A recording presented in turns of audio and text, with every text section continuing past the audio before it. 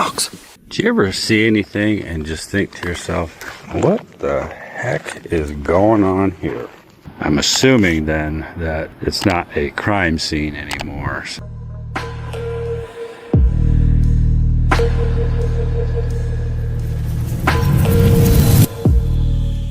High-altitude encounters are a brutal reminder of how thin the line is between life and death. You'll witness a terrifying 300-meter mountain tumble and the frozen figures left on Everest. This camping encounter breakdown will change how you see the wild. Would you risk it all for the peak? The video was uploaded on April 17, 2022, by a Scottish outdoor channel called Bushman and Blue, run by a man named Al. The channel focuses on hiking and camping adventures across the mountains of Scotland. Al documents these trips alongside his dog, Blue. This particular upload followed Al deep into Hidden Valley, where he was planning an overnight camp high in the snow-covered mountains. At first, the trip looked like any other video on the channel. The valley was quiet, the terrain was familiar, and Al moved steadily through the mountains with Blue close by. Then, while scanning one of the distant slopes, Al spotted something on the mountainside. Well, I don't know if you can see, but someone has just fallen from the top of that gully and has stopped about 3/4 of the way down it, and they're moving fast. I'm just listening out to see if there's any noise or any distress signal there. Don't look like they're moving, to be honest. High up in a steep gully, a climber had lost his footing. Within seconds, the man was sliding uncontrollably down the snowy slope. He tumbled hundreds of meters through the gully before coming to a stop somewhere below. From Al's position, it was impossible to know how badly the climber had been hurt. Without hesitation, Al changed course. Instead of continuing toward his campsite, he turned and began making his way toward the accident site. Just found these two skiers here, so I'm just going to head up and just see if this guy's alright. But it's going to be a tricky one underfoot. Currently on snow. God, I hope he's alright. I cannot leave him without checking though. No chance whatsoever.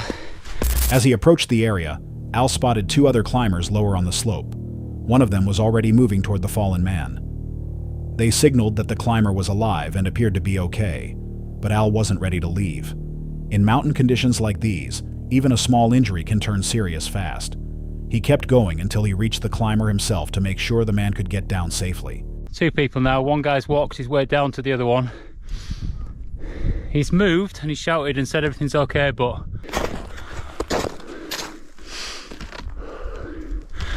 well, I'm nearly to the guy. He's up. Looks like he might be limping slightly, but at least he hasn't broken anything. Here he is. What a hellish fall, mate. Are you okay? The climber had survived the fall, but during the slide, he had lost his ice axe somewhere on the slope. Without it, he had no way to self-arrest while moving through the gully. Given the distance he had fallen and the terrain involved, the outcome could easily have been far worse. According to Al, the most serious injury was damage to the climber's ankle, along with the physical shock of the fall. Al stayed with him and helped guide him back down the mountain and into the valley below. If Al hadn't been there to witness it and no one had moved quickly to respond, the situation could have become life-threatening before any help arrived. A fall like that, on that kind of terrain, without an ice axe, leaves very little margin for survival. It raises a question worth thinking about. How often do serious accidents happen in remote areas with no one around to see them? This video was uploaded on June 6, 2025 by a hiking channel called Dundee Hikes. The channel follows a hiker documenting outdoor trips along trails in the United States. During this particular outing near the Jim Jervis Memorial Picnic area along the Pacific Crest Trail, what began as a routine hike took a deeply unsettling turn. The hiker was making his way along the trail when something near the parking area stopped him. Close to the edge of the lot, a car was parked at an unusual angle, positioned dangerously near the cliffside. From a distance, it looked abandoned, but the closer he got, the harder it became to ignore. Do you ever see anything and just think to yourself, what the heck is going on here? And unfortunately, knowing that you will never know. Near the vehicle, he spotted a rope hanging over the edge of the cliff. He moved toward it carefully, lowered himself just far enough to see below, and immediately understood the situation was serious.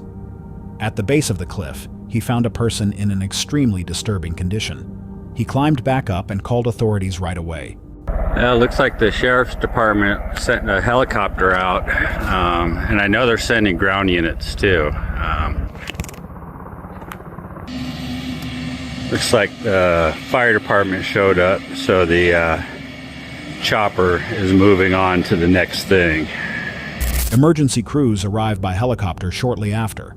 The scene around the picnic area shifted quickly. What had been a quiet trail stop became an active investigation site. Investigators began combing the area for evidence while rescue personnel secured the cliffside below. All the rest of them got on scene here. I gave my statement to the sheriff, and they said they don't need anything else from me, so. And they asked me not to leave, so, okay. Before leaving, authorities instructed him to remain at the scene. He waited as different response teams cycled through, first fire and rescue, then what appeared to be a crime scene unit, which descended to examine the body and determine the circumstances of the death. I got an update from the sheriff, and he basically said that fire and rescue showed up, said, yeah, he's dead, and left. But they're going to go down and actually examine the body and try to determine if it was self-inflicted or not. Looks like now they're taking the stretcher down to recover the body. I'm assuming then that it's not a crime scene anymore, since homicide has not showed up. During the wait, a detail emerged about the vehicle. The hiker recalled seeing the car parked there as far back as Wednesday. A passing cyclist mentioned the same. But other witnesses told investigators they had only noticed it as recently as Saturday, leaving the actual timeline unclear. Well, after about 5 hours, they have decided that it is a suicide and they don't need me to hang around anymore. After roughly 5 hours on scene, investigators concluded their work and released him. Authorities determined the death to be a suicide. By the time he was allowed to leave, he had lost the will to continue filming. The weight of what he had witnessed made the rest of the day feel impossible to document. What stayed with him, and what stays with anyone who watches, is how quietly something like this can happen in a place people visit to find calm. Trails, overlooks, open spaces, they hold more than just scenery sometimes. And when authorities close a case, it doesn't always mean every question gets answered. The car may have sat there for days before anyone looked closely enough to notice something was wrong.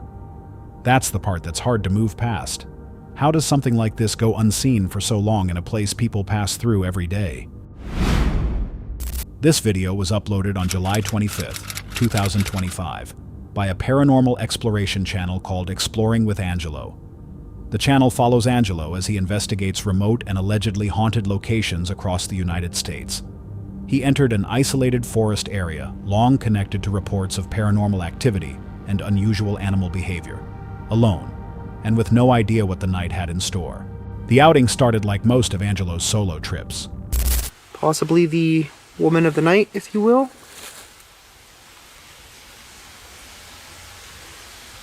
It's really strange. I keep thinking that I'm seeing like reflections of like eyeballs almost, like off over there. I feel like I'm being watched.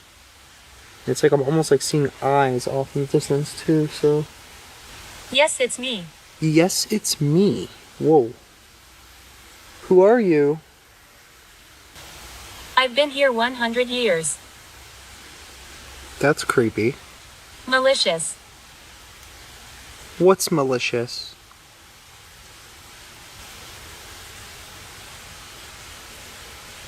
Is there something malicious here with me? I keep hearing something. It almost sounds like something's moaning, but it's quiet. What am I hearing that's making that noise?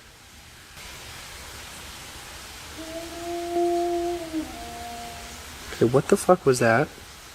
He moved through the woods in near total darkness. The the moonlight barely reaching through the tree cover. Small sounds and quick movements at the edges of his vision kept him on edge. Then a low, drawn-out moan came from somewhere in the trees. He couldn't identify the source. Something felt close.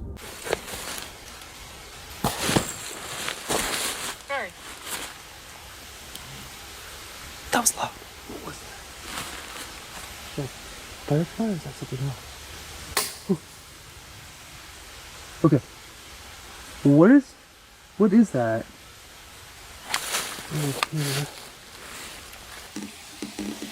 Okay. I heard something really loud down there.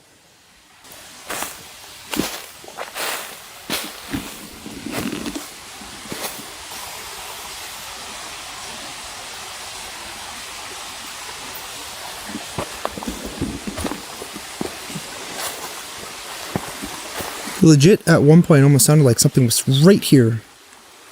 Like something landed on one of these rocks, like a rock hitting a rock sort of thing. Then it sounded like another moan came from down there.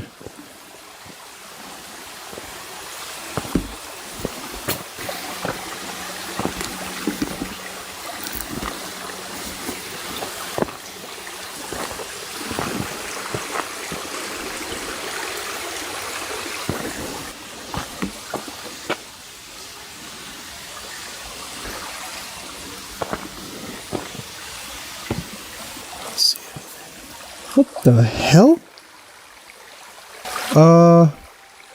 What? Okay, how? What the fuck is this even doing here?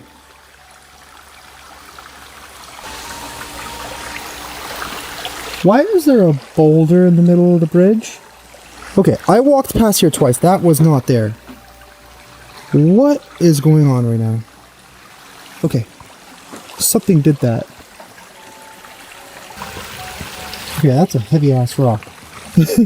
I can't even move it with my foot. What the f... Alright, what did that? As he continued deeper into the forest, he began noticing what appeared to be faint reflections in the darkness, brief flickers that looked almost like eyes watching from a distance. He couldn't confirm what they were, but the feeling of being observed didn't leave him. Then the forest went loud. A sudden, heavy crash broke the silence. Rocks shifted somewhere nearby. And when Angelo checked the trail, a large boulder was sitting in the middle of it, in a spot that had been completely clear when he passed through earlier. The sounds kept coming after that. Deep moaning, the sharp crack of rocks hitting rocks, and movement circling the area just beyond what his camera could pick up. This is weird.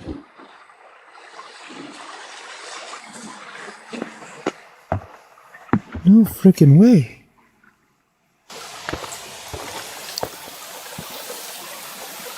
Something's moving back there. What is that?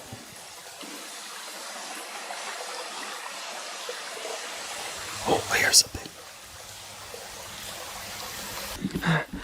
Okay, in all my days, I've never seen a ghost just lift a boulder? Oh, 3 knocks. 3 knocks. That was back towards camp. Okay, I heard that clear as day. What?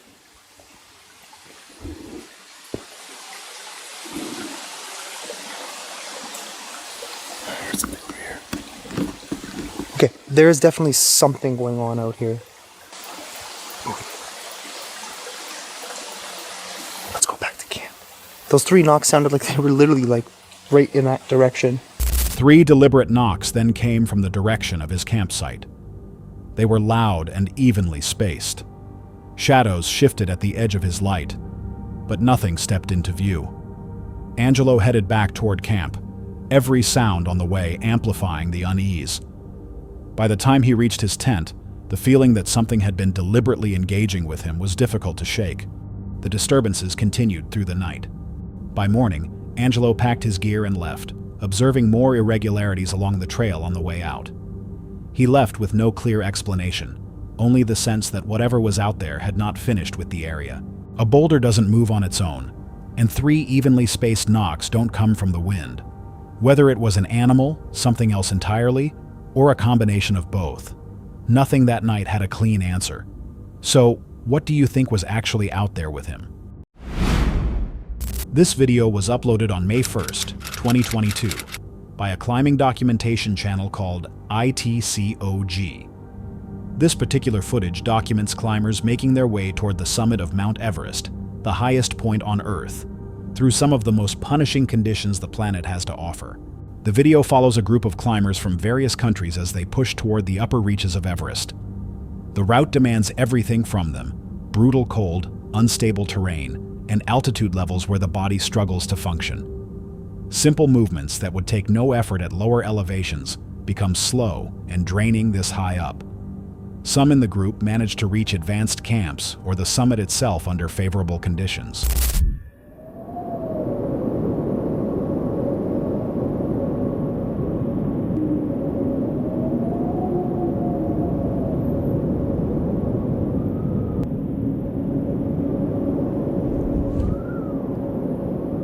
Others were not able to complete the climb. At one point, a climber moving carefully along a narrow ridge noticed something just off the trail below. Lying still in the snow was a figure, motionless, partially covered. At this elevation, the combination of extreme cold and dangerously low oxygen means that any mistake, no matter how small, can end a life quickly. He had not survived. The footage doesn't linger, but the image is hard to move past. Everest draws climbers from every corner of the world, for the scale of it, the challenge, the views that exist nowhere else. But behind the appeal is a place that operates entirely outside human comfort. There are over 200 bodies still on Everest.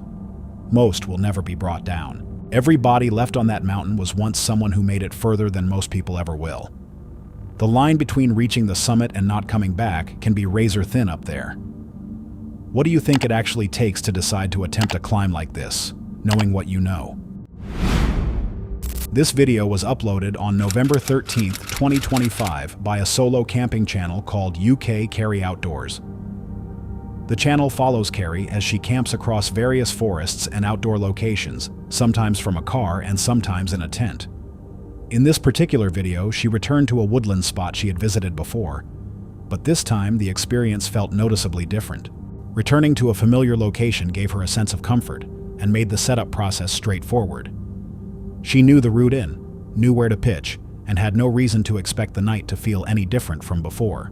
I've camped here before quite a few times. If I'm going out and it's like late in the day and the light's against me, if I'm heading somewhere familiar, I'm definitely going to find somewhere for the tent.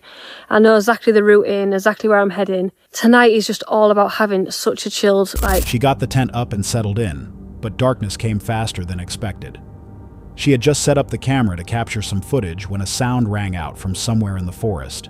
Well, it is now 7:20, so it's less than an hour. I don't know if my camera picked that up, but I don't know what that was, but that was scary. I think it's a deer or something in the woods. That was quite scary.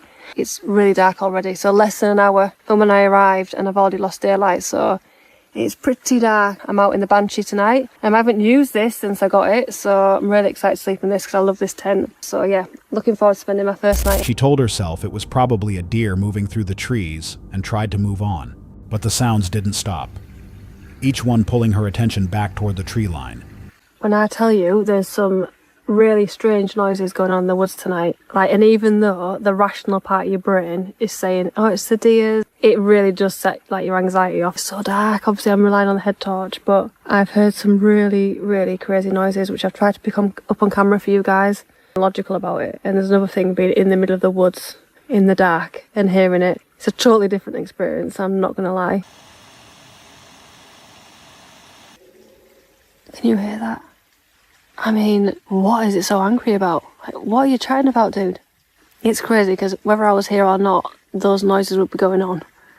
It's really, I know I've said this earlier on in my video, but it's really hard to hear stuff like that and think rationally. I know what it is. I know what it is. But at the same time, it sounds so creepy. It's gone quiet now. You see, it's really hard not to overthink everything when you're out. You hear little noises that normally you probably, but when you're just sat here, look how dark it is, I'm looking into pure darkness of a woods. and then you hear noises, you're like, what was that? What was that? Like constantly. The rational explanation she kept returning to did little to settle the feeling building around her. She remained in the woods until morning and left unharmed. The experience didn't turn dangerous, but it stayed with her. The woods didn't change between her visits, but her experience of them did completely. That gap between knowing something is probably harmless and actually feeling safe is a lot wider than most people expect. Have you ever been somewhere familiar that suddenly felt completely different once the lights went out? This clip was posted by a TikTok user who films solo hiking trips through wooded areas at night. During this particular outing, the forest started quiet, but that didn't last long. He was walking alone through the woods when screaming broke the silence.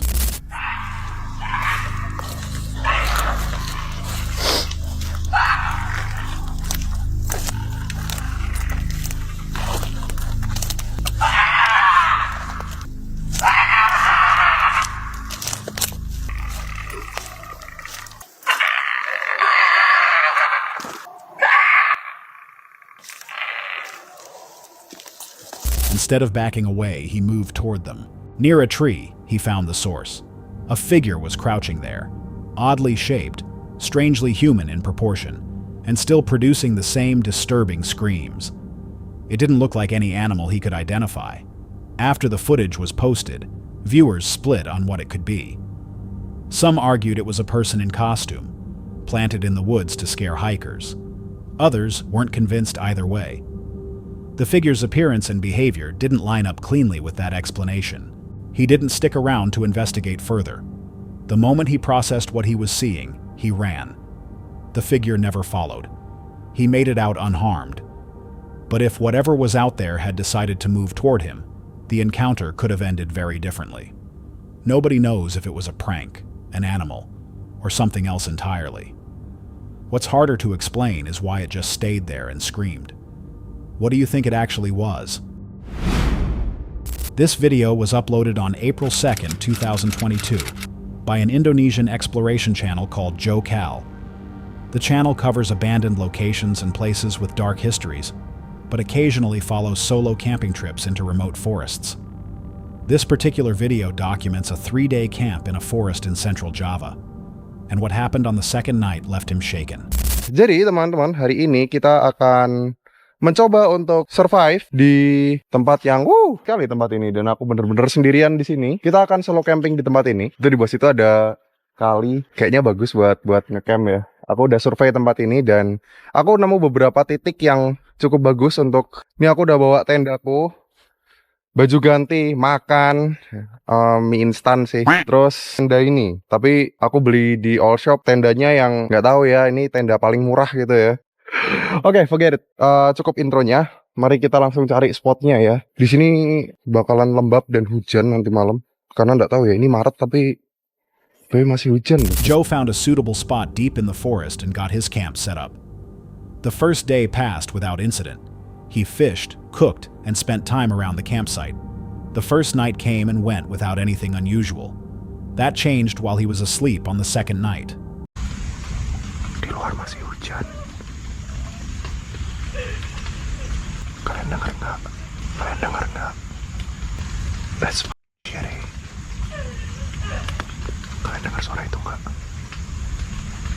Anjir, itu bikin aku kebangun. Anjir, aku nggak tahu nih jam berapa sekarang. Pelan banget suaranya, tapi semoga kalian dengar ya. Anjir, hilang suaranya. Suaranya hilang. Suaranya hilang. That was anjir, senterku mana nih? Aduh, pencet. Aku buka dulu. Hilang suaranya. Hilang suaranya. Anjir, padahal nggak ada siapa-siapa loh. Man. Apa tadi? Sumpah merinding aku. Anjir lah. Anjir lah. Tadi suaranya kedengeran kan? Kayak suara cewek kan? Man. Tutup aja deh. Di luar lagi hujan, teman-teman. Lagi hujan di luar. Something woke him. A sound coming from outside the tent. It was loud enough and strange enough to pull him out of sleep immediately. The sound resembled a woman's voice. It was close, and it felt human. Joe stayed inside the tent while it continued, unable to determine whether it was actually a person or something else. When it finally stopped, he went outside to check. There was nothing there, no sign of anyone. No movement in the trees. The most grounded explanation is that it could have been someone lost in the forest, disoriented, panicked, and calling out without direction. Dense forest at night with no visibility is genuinely easy to get turned around in, and fear can make a person's voice carry in unexpected ways. Despite the unease, Joe stayed. He made it through the rest of the night and finished the trip, but the sound from that second night stayed with him long after he left the forest. A cry that sounds human, in the middle of a forest, with nothing there when he checked. That gap between the sound and the explanation is what makes this hard to dismiss. Was it someone lost out there, or something the forest just doesn't have a name for yet? This video was uploaded on April 21st, 2026, by a solo wilderness channel called Adirondack Outdoors. The channel documents camping, fishing, and outdoor survival trips through the Adirondack Mountains of New York. This particular outing started as a routine stretch of time in the backcountry, but what Matt found along the way changed the tone of the entire trip. After finishing a fishing session upstream, Matt made his way back toward camp. The surroundings were quiet and undisturbed. Then, near a roadside embankment, something out of place caught his attention. With a whole bunch of fucking trash in it. Scumbags, dude. I hate this shit. Like, there's fucking light bulbs, glass jars, can of bug spray. Man. He didn't walk past it. Instead, he climbed down the embankment and began pulling the bags out himself. The slope was unstable, and the retrieval was physically awkward, particularly when hauling the loaded bags back up to the road. Every time. I never come unprepared. Bears, not really scared of those. Coyotes, again, not really scared of those. It's the crazy mountain people. I've seen way too many movies. Wrong Turn, Hills Have Eyes. Those two alone. They always come up here bearing arms. The next day, more dumped waste turned up in a different part of the forest.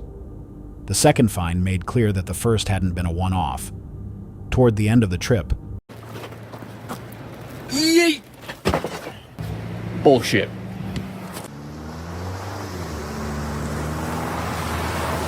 It was a fun weekend. Didn't have to kill ourselves to catch a fish. Did forget a couple things like the milk and the creamer and the water, but that's okay. We learn from our mistakes, right? unexpected snowfall moved in. Before leaving, Matt went back to collect the remaining debris and scrap metal that hadn't been cleared yet. He finished the job before heading out of the mountains. Illegal dumping in remote areas is a serious and ongoing problem. Broken glass, chemical cans, and metal scraps left in the wild can injure animals, contaminate water sources, and create hazards for anyone moving through the area on foot. The deeper into the wilderness it happens, the less likely it is that anyone will ever clean it up. What would it take for people to think twice before driving out to a place like this and leaving their mess behind? In mid-June, an Instagram user named Palmy Dillon shared footage from a late-night drive through the Australian outback. On an empty, unlit road, his headlights revealed a strange figure ahead, instantly turning a routine drive into a deeply unsettling moment.